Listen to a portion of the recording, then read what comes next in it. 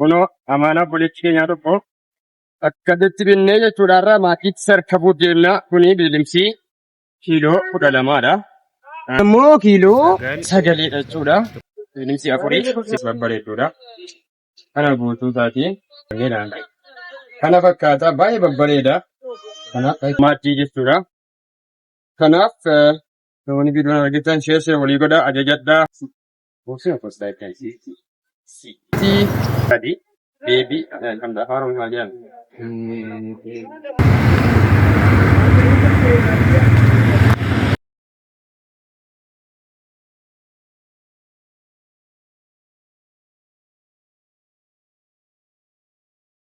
Assalamualaikum warahmatullahi wabarakatuh. Daawwat sekeenya fayyaa keessanii jecha har'a viidiyoo isin waraabaa jirra. Namoonni viidiyoo nu waraabii jettanii kunoo amaana bulichi keenya tokko akkasitti binnee jechuudha irraa maatiitti sarkabuu deemna. Kuni bilimsii kiiloo 12dha. Kuni ammoo 12dha. Kuni ammoo kiiloo 9 jechuudha. Bilimsii 4 sigaa jala kunillee asillee firaasiin jira. Akka kan biraa ammoo kun immoo akkasitti kan jiru rakabooti shiniiti jechuudha. Shinii isaallee kunooti. Kan biraa ammoo odaan sii kunoo jira. Farashameen jiru malee jechuudha. Kunoo akkas babbareedduudha. Kana guutuu taatiin. Kan biraas kunoo libbiidhaan onneedhaan. Kana fakkaata baay'ee babbareeda. Kanaaf akkasitti magaalajaanis jira. Namoonni ajajachuu barbaadan jechuudha. Ramadaana kanatti maatii keessan sarpiraayiz godhuu barbaadan. Heloo jedhaa. As immoo sufuraadha. Sufuraa jechuun isa kana muramaattii jechuudha. Kanaaf namoonni viidiyoon argitan sheer walii godhaa ajajadhaa. Amanaan keessan maatii keessan isin bira ga'uun itti fufee jira jechuudha. Kunuun magaalaa jira. Hamhee jira. As magaalaa babbareedaa jira ajajachuu dandeessu. Kun hundinuu guutee jira martii barbaadaniin jechuudha. Kunoo kana fakkaata. Kunillee kana fakkaata. Kalarii barbaadaniin jechuudha. Kan biraa immoo sonillee kana fakkaata. Baay'ee babbareeda. Diizaayinii isin barbaadanii hojjetama jechuudha. Kanaaf ajajachuu dandeessu. Firaashii isaa, tiraasii isaa waliin jechuudha. Kunillee diizaayinii poostaadhaan jiru. Boosina poostaa jechuudha.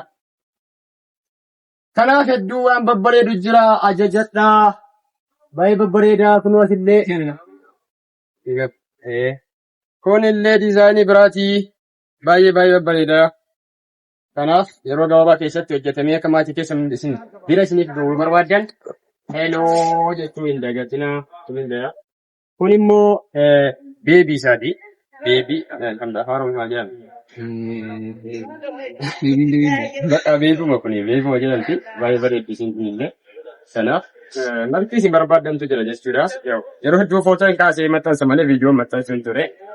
Kanaaf akka isin barbaadanitti isiniif hojjenna waan ta'eef quunnamuu dandeessu isinii jenna. Magaalaa agarsiiseedha. Magaalaa illee babbareedaa haatu jira jechuudha. Kanaaf kan isinirraa eegamu heloo jechuu qofa jedha karaa WhatsApp quunnamuu dandeessu. Bifa isin barbaadaniin isiniif hojjennaa kun magaalaan xiqqaa isaa jira guddaan isaallee ni jira jechuudha.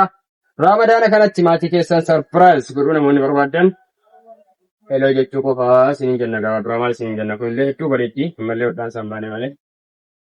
Kanaaf amaana obboleettii keenya har'a haala kanaan maatii isheetti kennuuf deemaa jira jechuudha. Ammallee maatiin ishee hin dhufne malee. Kanaafuu asillee kunoo babbareedaa jira. Kuni hajiidha. Hajiidhaan deema. Hedduu bareeda kan namni hedduun jaallatudha.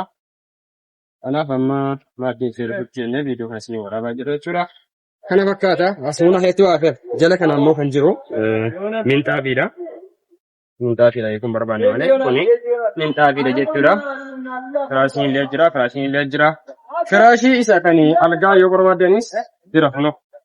Kan algaa inni abbaa meeqaatti tiisii galee. 24. 24. Baati tiisii 24 jechuudha. Wanti cimaa kan ta'edha. Kanaafuu heloo jechuu hin dagatinaa. Ramadaanis ga'ee jira. Waa biraas ajajachuu dandeessu. Yeroo gaarii qabaadhaa isiniin jenna.